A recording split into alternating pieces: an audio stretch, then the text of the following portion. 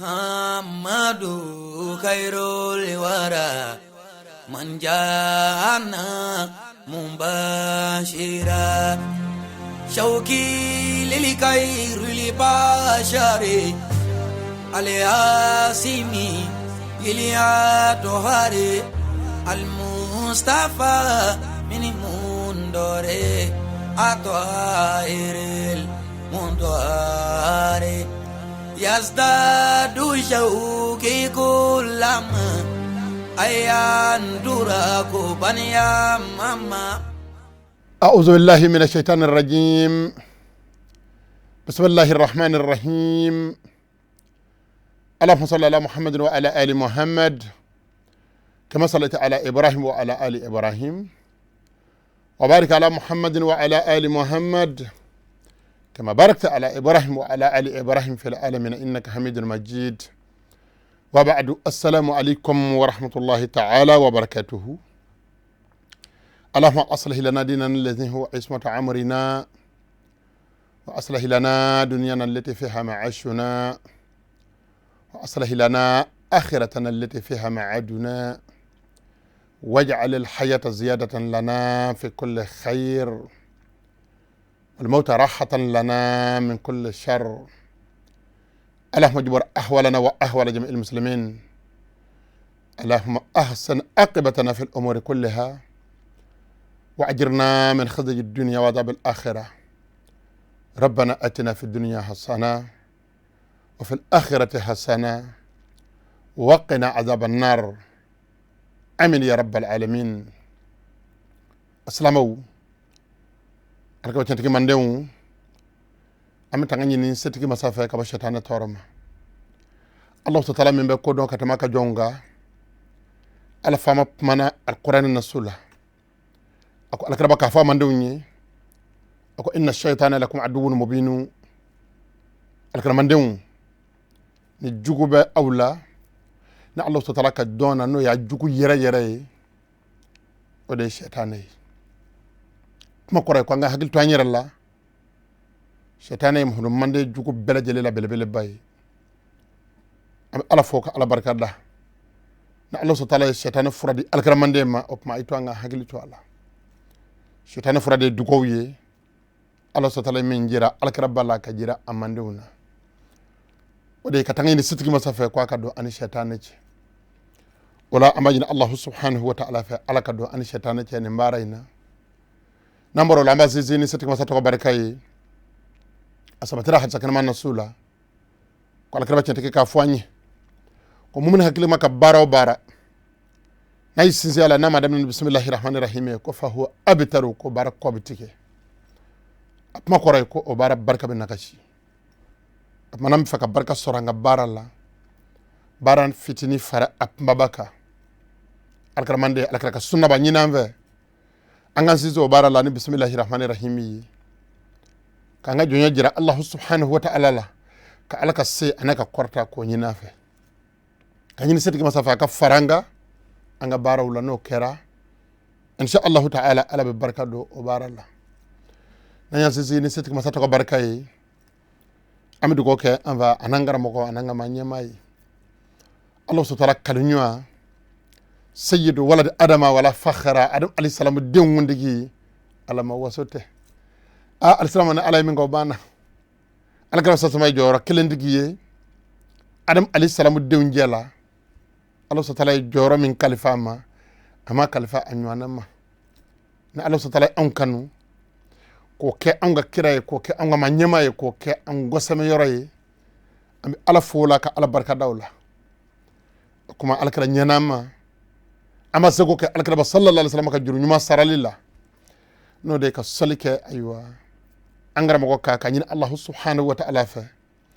kisini ma chama ba ala fa alako ke alkaba sallallahu alaihi wasallam ka dayarolla alkaba nyanama aka juru sara setan nyenga ma sego ka juru nyuma saralla fa katanza o de ka dugo ke aywa alkaba bay nay dugo ka yara yoro ami dugo ka tabasham varaw ya ami dugo ka nganawi aka sogma dani ngana mun nga sogma dabbena as-sahabatu was-sahabiyatu wa radwanullahi alaihim alka sallallahu alaihi wasallam jenywa achama ana musoma mununu lemani alkaraba sallallahu alaihi wasallam na udara Allah subhanahu wa ta'ala ka kilbandiya la bi alkaraba deme ni ndina imbaralla dafa'u anhu bi nufusihim wa amwalihim uye ujora alkaraba kofe uduna na jukuche uya deme ni ndina imbaralla nu ni anu kan nafole ye fo saye angana takatanu ya kaburu la kilingeli o chama ana musoma amidu ko sama umma amayina Allah ta'ala fa kishina ma chama be ala fa ala ko alakra jinyan zanmo nga udayorolla nandi ko alakra ba yaray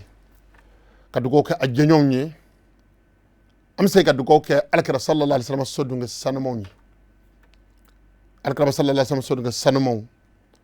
na sabatra ko alakra yangara mo koy alislamu alakra ba sodu nga yangara mo koy angara mo tara ka bona twambolo ka kufa Allah ta'ala jati kama yo o debi wele ko angara mo ko horoma kolo shili abokolo sanumana ko kanu andu sukuna kadu ko samuma anga sigili na ngulilila ku bunye jira anga fembela asalama chamana musomani debi wele ko alakra horoma kolo shili asodu nga sanumona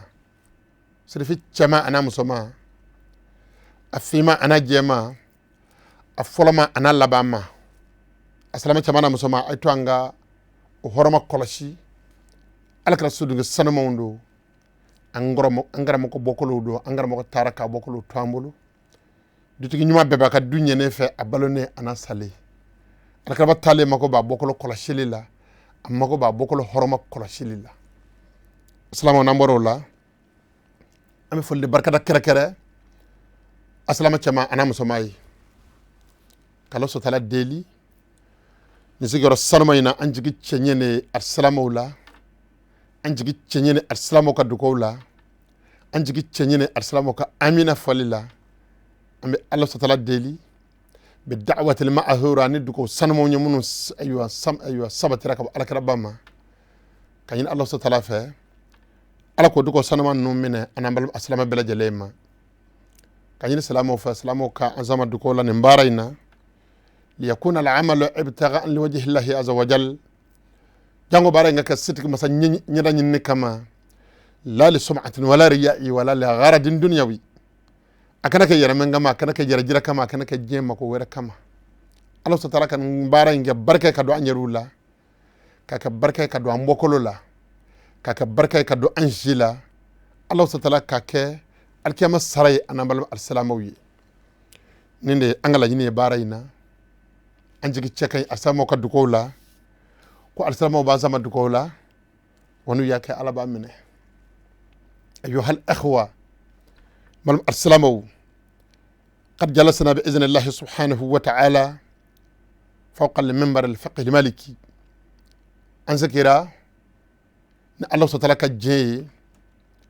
على كبو الله سبحانه وتعالى سنو منبر الفقه المالكي سانفي مالك بن أنسك كلام بلولا سكي كمي أن سكي بكونوندو أن ناني نانا ودرس فيها إن شاء الله سبحانه وتعالى على الصوم بشينا ولادا ناجر الله سبحانه وتعالى ولادا جومي شون دكا كدا مونغا لقرب حلول الشهر رمضان علينا أسرينا سنغلو بجنغانغا سوني وهو الضيف الله المعظم الله سبحانه كدنغا بدو الله سبحانه يبنيكا كرامة بين سائر الشهور كالو توني نيونجي السلام عليكم مندون من احترمه وعظمه ماما يكالو يحرم السكي ماما يكالو يمبوني وأنزله منزله الله سبحانه يجور من داما ماما يبلا وجور الله أتقه الله به من النار الله سبحانه بي أتقل مكة هوريان سنغلو يزابو يكبو جانمة تسمما أما الله سبحانه ديلي ala kan anvara jonga jomono mena kahore ya kabo janme tasmama nizengalo ina ala ko kaka ala kama ala ko kachibani asodi sanama barka kama faqad wa'ada Allah tabaraka wa ta'ala as-sa'imin al-mukhlisin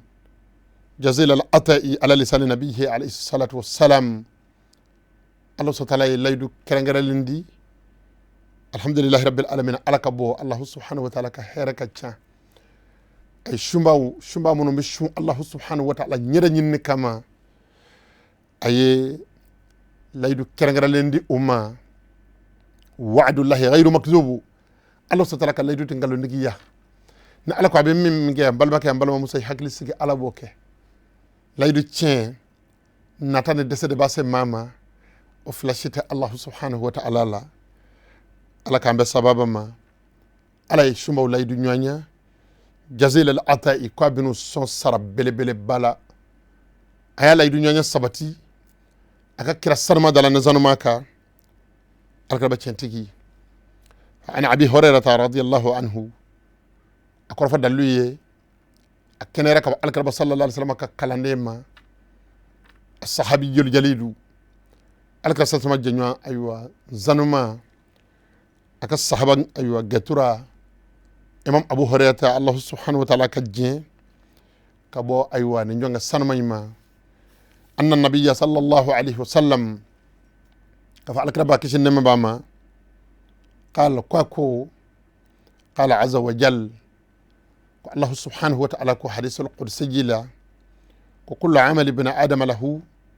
illa as-siyam ko bun hadama de ko ka barab bele jele ayra puntaye funa kera shunye ako fa innahu li ko Allah subhanahu wa ta'ala jati de tay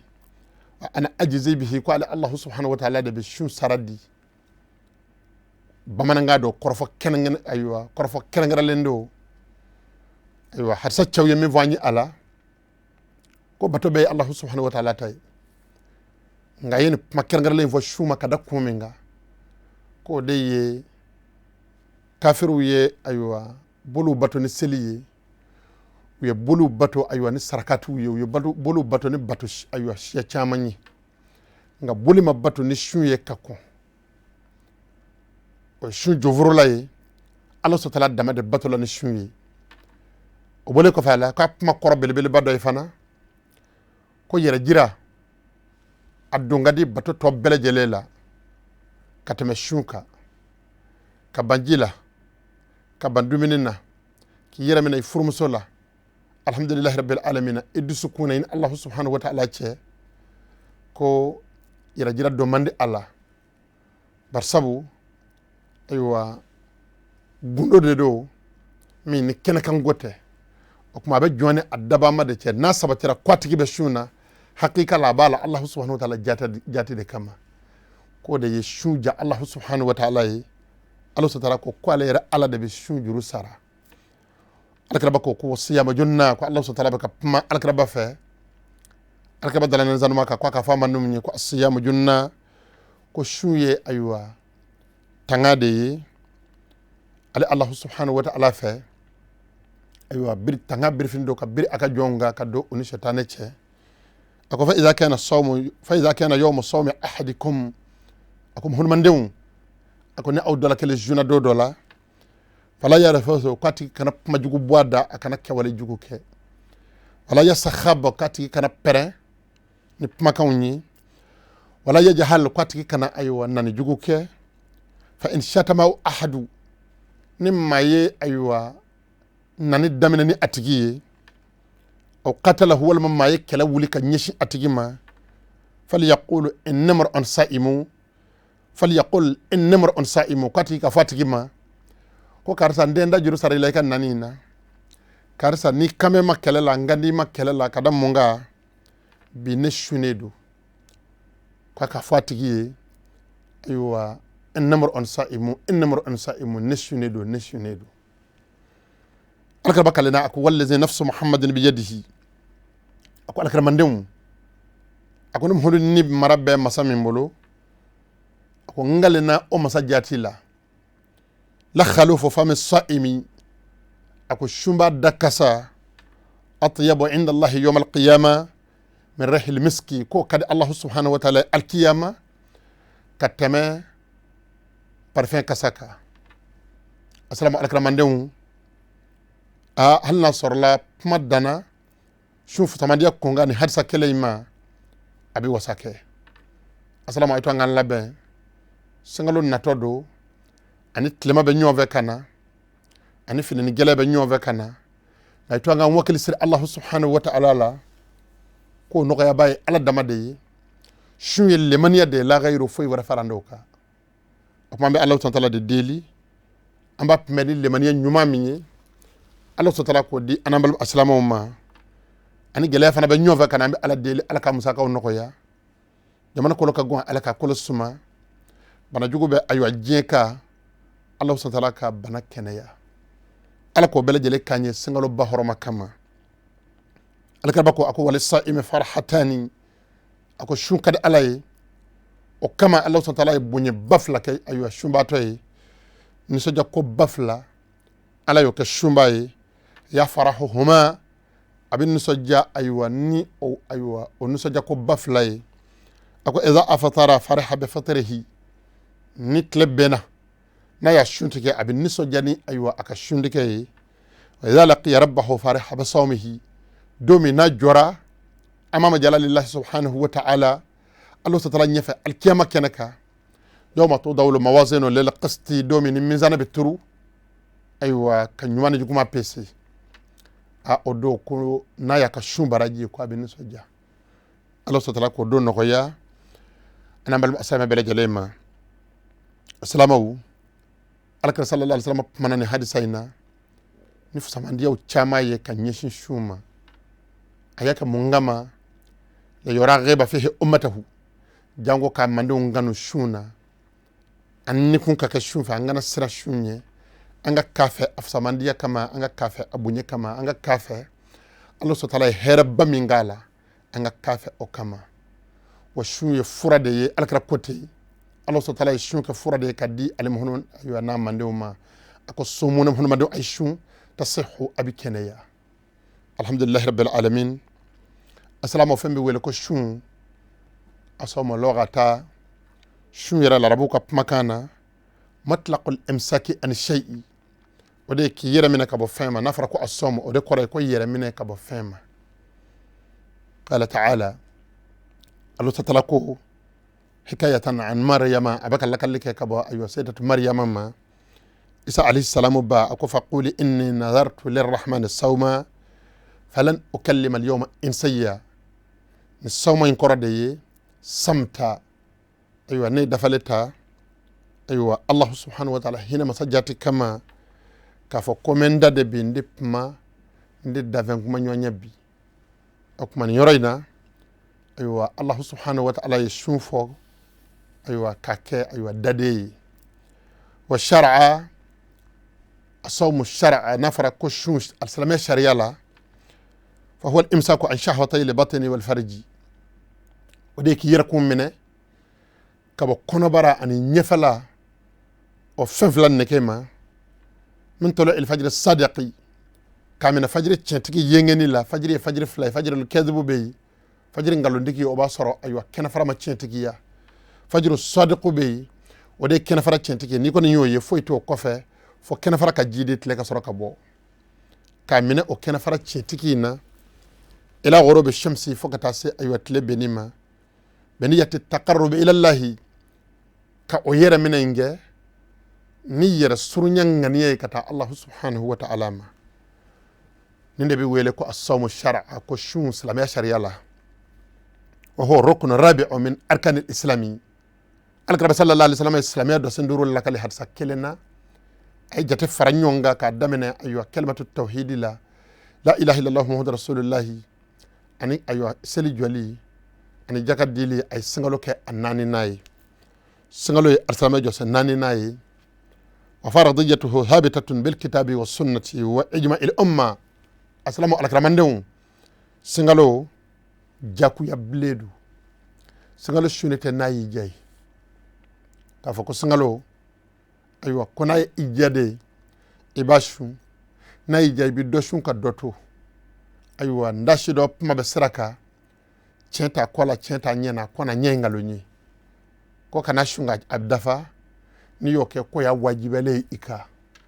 muso bene fo udewni subhanallahi ko kana shunga dafa kono kera ko yikele ka furusiri subhanallahi singalo kera mogo tike wati jume ko mabe woro tada furala ka to furusiri inna lillahi wa inna ilaihi raji'un assalamu ay hakil to ayera la singalo a wajibiya abi bo setiki masade yoro kana ka jongma balku ya tamashin ya tamashin ayonduruye anya fosiku chamana alaka buna ashirtiki sarkaira la ya faranyonga ka dakanye no tamashin duru farla nyonga chawo chela muso la no tamashin duru kilo sabatira chawo chela muso la dala ko singalo shuni kerima wajibi foni darla wera ya jingi kabi kanka wa darlo fana darla shidonuni dona tawla wala da nyafala bina nyefo balku ya sabatile ko fe mbalma muso alhamdulillah rabbil alamin abana singalo shuni kerima wajibi singalo wajibi ya sabatira ni alquran na suyi a wajibi ya sabatira ni alkaraka sunna a wajibi ya sabatira ni muhunu mande dona bo ka bengai anen wani sabatira fen fena na yi jabwarola aqad farada fi sha'bana singalo fardayara alkramana manonga singalo mangono na min sanati thaniya min alhijra alkaraka tama kaba makka kata madina as-sanvlana singalo fardayala alkaraba sallallahu alaihi wasallam ni amandunga وقد خصه الله سبحانه وتعالى بفضائل الله تعالى سنغلو كركرك ابو ني فسمان دي كوي يفوق بها سائر الشهور ابكلو توني اوتشي وياك كركر لي وياك موندو علي وقد وردت في فضله احاديث كثيره لا تكاد تدخل تحت حصري سنغلو فسمان دي حتى كمان ناي من زبط ركب الكربس ايوه صلى الله عليه وسلم ما مني اتسغ فرنيون كاجاتي ومنها قوله صلى الله عليه وسلم هل بك سنغلو جورو فيه كف سمانديا فيه هاد سكنا ما منو بسنغلو في سمانديا جيرا ودوي الكرب صلى الله عليه وسلم كبماي alaka kira ko aywa sando la singalo jole ay singalo futamandiya jira aka sahaba wala o hadisa tura sena be kala ila qiyam sa'a kata saydu makulo de mel kalima foka se alkiyama jodoma ako qad ja'akum shahrun mubaraku ako allah ta'ala ka kalo barkale nana amma iftarada allah alaykum siyamahu allah ta'ala kalo barkale ala ya shuja ku ya auka تفتح فيه أبواب الجنة الجنة دوبي يلا وكلو يندلا كلو يمبونيني أبركة كما وتغلق فيه أبواب الجحيم يعني ما بوندا ولو فلا بدتوكو أيوة أكلو لا كلو يمبونيني كلو يمبركة كما وتغلق فيه الشياطين جلبي دو شيطان ولا كلو ينا كلو يمبوني كما فيه ليلة خير من 1000 شهر تلكلمة كالوينا شوكلمو تلكليلا أيوة وشوكلين هيرك أبوه كتما كالو باكلينغا سامبيسكي أنا كنغاوي من هوريما خير حاني ما من بالله وشوكلين هيرلا فقد هوريم الله سبحانه وتعالى أيوة بمانيا نما من بالله أيوة كالوين هيرلا الله سبحانه وتعالى ما بالي هير بلا جليلا وهو من الفروض الأعيان التي يجب على البالغ أن يبدأ بتعليم حكمه سنغلو يه فردوي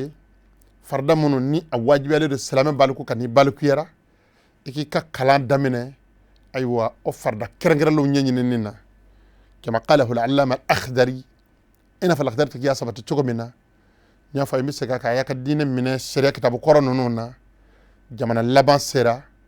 كو دامننا كتشين أدلمان دي بلي يعني مامي حكيلو تيير لا ان شاء الله تعالى اتاكي توكو بيني على كاكلي نماندي اما حكمه مفصلا سغالو كيتي فلاكوراني الددالي نيونغا باذن الله سبحانه وتعالى من الرساله ايوا كبو ايوا الشريعه كتاب بركه لنا من بامبولو ناتو ايكو الرساله ابو زيد الخير وانك كتاب بركه لندو على كنصر خير الله على كبركه دو كتابينا korfa laba imam aywa qayrawani ko ako wasawmu shahra ramadan faridatu ako singalo suniya jaku ya ble mohon madeka yusam li ru'yatil hilali kwa bi shun kalo yeli de kama wa yaftaru li ru'yatihi kwa bi aywa tike kalo yeli kama assalamu ne manyumanye watiti somble nga kode singalo jora shun be damene wani singalo sara ko shumbi jo sun bɛ daminɛ ayiwa kalo bɛ jɔ ni alisalami ɲɛmaaw ka sabatili ye ni dɔnnibaaw ka sabatili ye alakira sasama ka ayiwa kalo ye cogo la dabatigi kan bɛ o de ma ni ayiwa ladiri fila ye kalo ye k'u y'a sabati k'u y'a ye olu ye kibaru dɔnni ka se jama o jama ma kalo ayiwa sun kɛra olu ma wajibi ye a kɛra sira o sira kan aw jama'atan safida walima jamakulu faralen ɲɔgɔn kan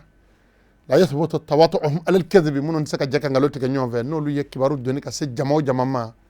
o kɔrɔ ye ko kalo jɔra tele y'o fɔ saw arajo y'o fɔ saw telefɔni y'o fɔ kalo sabatira o ye cogo an fɛ an ka jamana ka bi o de ye commission min sigilen don kalo ko kama n'olu ye kalo ye ka bonya sɛbɛn jamana ɲɛmaaw la ka yamaru ɲini ayiwa alisilamaw kama ɲɛmaa fɛ ka ayiwa bonya sɛmɛ ayiwa alisilamaw kama ɲɛmaa na ka ayiwa kuma bila a kɔrɔ ka yamaru di silamɛw ma k'a fɔ ko kalo jɔra cɛ o cɛ y'o mɛn tele la muso o muso y'o mɛn tele la walima arajo la n balimakɛ n balimamuso kan'i sen don fereke wɛrɛ la bilen kalo jɔra ne de ye kɔrɔfɔ laban ye waati koronna waati y'an d'an bolo ma insha allahu ta'ala kiiti tɔw bɛ kɔfɛ ka na yanni ka taa kalo in da cɛ an bɛ segiw fara ɲɔgɔn kan arisalatigi ye baabu kɛrɛnkɛrɛnlen min kɛ sinkalo kunkan nin y'an donnen ye o de kɔnɔ sa an b'a dada ɲɔgɔn kan ayiwa dɔɔni dɔɔni walada insha allahu ta'ala a ma min fɔ ayiwa i b'a sɔrɔ o tɛ maa ka sunjɛ nin kitabu ninnu b'an wasa la hajata lana ila jadidi an mago tɛ kura la barakallahu li wa lakum fil qur'anil azim wa fi hadith nabiyyihil karim innahu huwas sami'ul alim ربنا أتنا في الدنيا حسنة وفي الآخرة حسنة وقنا عذاب النار سبحان ربك رب العزة عما يصفون والسلام على المرسلين والحمد لله رب العالمين محمد خير الورى من جاءنا مباشرا شوقي للخير لبشر الياسمي إليا توهاري المصطفى من مندوري أطائر المندوري يزداد شوقي كلما أيان دراكو بنيا ماما